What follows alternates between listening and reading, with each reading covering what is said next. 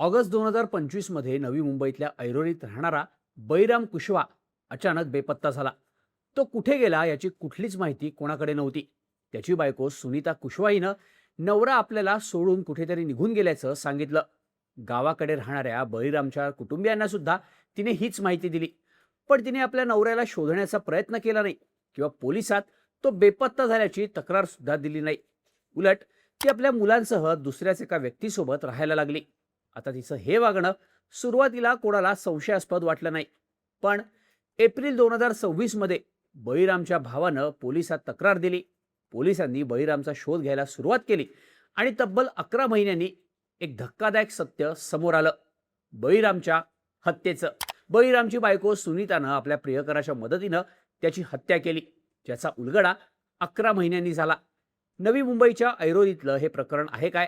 आपल्या नवऱ्याची हत्या करून सुनीतानं हा खून कसा पचवला आणि 11 महिन्यांनी पोलिसांनी या प्रकरणाचा छडा कसा लावला, त्याची स्टोरी सांगणारा हा व्हिडिओ. नमस्कार, मी शार्दूल आणि तुम्ही बघताय बोल व्हिडिओ. 50 वर्षीय बळीराम कुशवा बायको सुनीता आणि 2 मुलांसहित नवी मुंबईच्या ऐरोलीत यादवनगरमध्ये राहत होता. बळीराम कुशवा वॉचमन म्हणून काम करायचा, तर सुनीता घरकामं करायची. मोठ्या कष्टानं बळीरामनं पैसा जमवून नवी मुंबईत स्वतःचं छोटंसं घर घेतलं होतं. अशातच बळीरामची बायको सुनीताची ओळख घणसोलीत राहणाऱ्या राहुल प्रजापती सोबत झाली. राहुल रिक्षाचालक म्हणून काम करायचा. सुनीता 40 वर्षांची तर राहुल 30 वर्षांचा. दोघांच्याही वयात तब्बल 10 वर्षांचं अंतर होतं. दोघांमध्ये बोलणं सुरू झालं, ओळख वाढली आणि ओळखीचं रूपांतर प्रेमात झालं. 2 मुलांची आई असलेली सुनीताला आपल्यापेक्षा वयाने लहान असलेल्या राहुलचा नाद लागला. दोघंही एकमेकांना भेटण्याचा प्रयत्न करायचे. दिवसभर एकमेकांशी फोनवर बोलायचे. बळीराम कामासाठी गेला की सुनीता आणि राहुल अधूनमधून एकमेकांना भेटायला लागले. बळीराम घरी नसताना राहुल सुनीताला भेटायला तिच्या यादवनगरच्या घरी यायचा. सुरुवातीला या भेटीघाटी लपून छपून होत होत्या, पण नंतर त्यांची हिंमत एवढी वाढली की घरात मुलं असताना सुद्धा राहुल राजरोसपणे सुनीताला भेटायला घरी यायला लागला. जगाची पर्वा न करता दोघं एकमेकांसोबत फिरायला लागले. या सगळ्यामुळं आजूबाजूच्या लोकांकडून बळीरामला राहुल आणि सुनीताच्या संबंधांबद्दल कळलं. ह्यानं बळीराम खूप चिडला, पण रागावर ताबा ठेवत त्यानं सामंजस्यानं घ्यायचं ठरवलं. त्यानं राहुल आणि सुनीताला समजावून सांगितलं, पण त्यांनी त्याचं काहीही ऐकलं नाही. यातून सुनीता आणि बळीराम यांच्यात भांडणं व्हायला लागली. दररोज होणाऱ्या या भांडणाला सुनीता कंटाळली होती. शिवाय आता राहुलचं घरी येणं सुद्धा बंद झालं होतं. हा विरह दोघांनाही सहन होत नव्हता. त्यांना आता कायमचं एकमेकांसोबत राहायचं होतं. त्यासाठीच त्यांनी बळीरामचा अडथळा कायमचा दूर करायचं ठरवलं. यासाठी दोघांनी मिळून एक व्यवस्थित प्लॅन केला.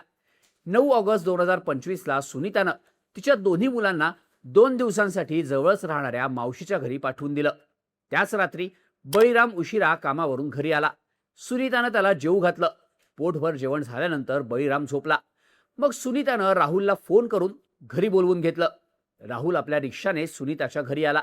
सुनीताने त्याला हळूच घरात घेतलं आणि मग दोघांनी मिळून गाढ झोपेत असलेल्या बळीरामचा गळा आवळला. बळीराम तडफडायला लागला.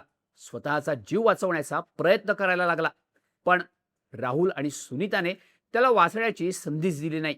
अखेर बळीरामची तडफड थांबली आणि त्याचा मृत्यू झाला.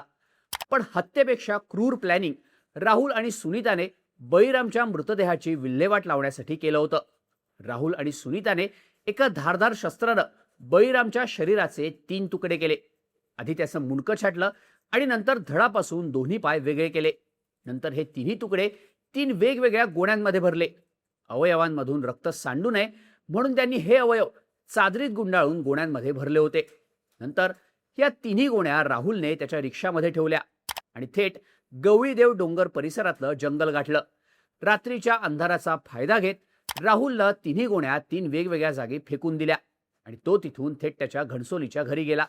इकडे सुनीतानं घरात पसरलेलं रक्त साफ करून सगळे पुरावे नष्ट केले. मग दुसरा दिवस उजाडला तेव्हा आजूबाजूच्या आणि ओळखीच्या कोणत्याच व्यक्तीनं बळीरामबद्दल सुनीताला काहीही विचारलं नाही. आपला प्लॅन यशस्वी झाल्याचं राहुल आणि सुनीताला वाटलं, पण कोणाला शंका येऊ नये म्हणून सुनीतानं बळीराम माझ्याशी भांडण करून कुठेतरी निघून गेलाय अशी अफवा आजूबाजूच्या लोकांमध्ये पसरवली. मग सुनीताने यादवनगरमधलं घर भाड्यानं दिलं आणि ती दोन्ही मुलांना घेऊन राहुल सोबत घणसोलीच्या घरी राहायला गेली. सगळे पुरावे नष्ट करण्यासाठी राहुल आणि सुनीताने आपापले मोबाईल आणि सिम कार्ड फेकून दिले आणि नवीन फोन सुद्धा खरेदी केले. बळीरामला संपवून दोघंही एकमेकांसोबत राहायला लागले.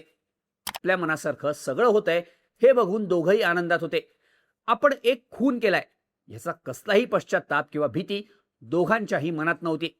आठवडा उलटला, महिने उलटले, पण बळीराम कुठे याची कुठेच चर्चा झाली नाही. जसजसे दिवस जात होते तसतसं दोघांचाही आत्मविश्वास वाढत होता. आपण बळीरामचा खून पचवला असंच दोघांना वाटत होतं. पण त्याचवेळी गावाकडे राहणारा बळीरामचा भाऊ मात्र त्याची काळजी करत होता. त्याने बळीरामला, सुनीताला अनेकदा फोन केले, पण कोणाचाच फोन लागत नाही. हे बघून बळीरामच्या भावाची काळजी वाढली आणि तो 8 महिन्यांनी म्हणजेच एप्रिल 2026ला नवी मुंबईत आला. त्याने सगळ्यात आधी बळीरामचं यादवनगरचं घर गाठलं, पण तिथे बळीराम किंवा सुनीता नव्हते. सुनीतानं हे घर भाड्यानं दिल्याचं तिथल्या भाडेकरूंनी भावाला सांगितलं. त्यांच्याकडूनच त्याने सुनीताचा पत्ता घेतला आणि तो थेट घणसोलीतल्या राहुलच्या घरी दाखल झाला.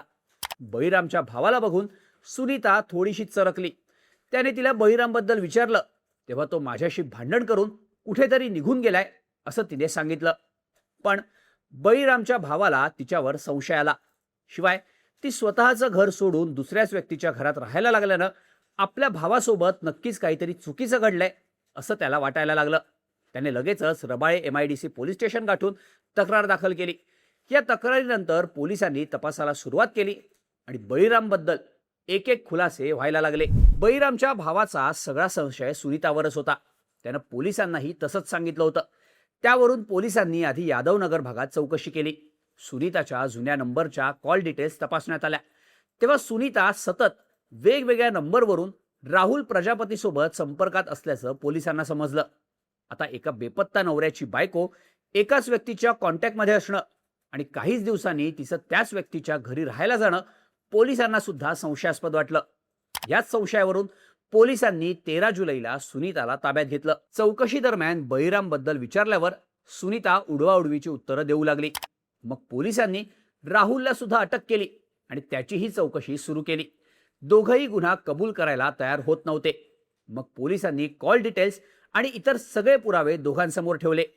आता आपली सुटका अशक्य आहे हे लक्षात आल्यावर दोघांनीही बळीरामचा खून करून मृतदेहाचे तुकडे जंगलात फेकून दिल्याचं कबूल केलं. नंतर राहुलनं पोलिसांना गवळीदेव डोंगर परिसरात नेऊन बळीरामच्या मृतदेहाचे तुकडे फेकलेली जागा दाखवली. पण त्या ठिकाणी मृतदेहाचा एकही अवशेष शिल्लक नव्हता. ज्या गवळीदेव डोंगर परिसरात राहुलने बळीरामच्या मृतदेहाचे तुकडे फेकले होते तो भाग हा दाट झाडी आणि जंगली प्राण्यांच्या वास्तव्याचा होता. त्यात 11 महिने उलटल्यानं जंगली प्राण्यांनी ते तुकडे खाऊन टाकल्याची भीती सुद्धा वर्तवली जाते. तरीही पोलिसांकडून बळीरामच्या हाडांचे काही अवशेष मिळतात का याचा शोध सुरू आहे. सुनीता आणि राहुल या दोन्ही आरोपींना रबाळे MIDC पोलिसांनी कोर्टासमोर हजर केलं. कोर्टानं दोघांनाही 7 दिवसांची पोलीस कोठडी सुनावली. त्यामुळं बळीरामच्या हत्येबद्दल आणखी काही खुलासे होण्याची शक्यता आता वर्तवली जाते. पण आपल्या नवऱ्याची हत्या करणारी सुनीता आणि तिच्यापेक्षा वयाने 10 वर्ष लहान असलेला तिचा बॉयफ्रेंड राहुलच्या क्रूरतेची मोठी चर्चा होते. दोघांनीही पूर्ण प्लॅनिंग करून हा खून पचवला होता. पण अखेर दोघंही पोलिसांच्या तावडीत सापडलेच. बळीरामच्या हत्येनंतर तब्बल 11 महिन्यांनी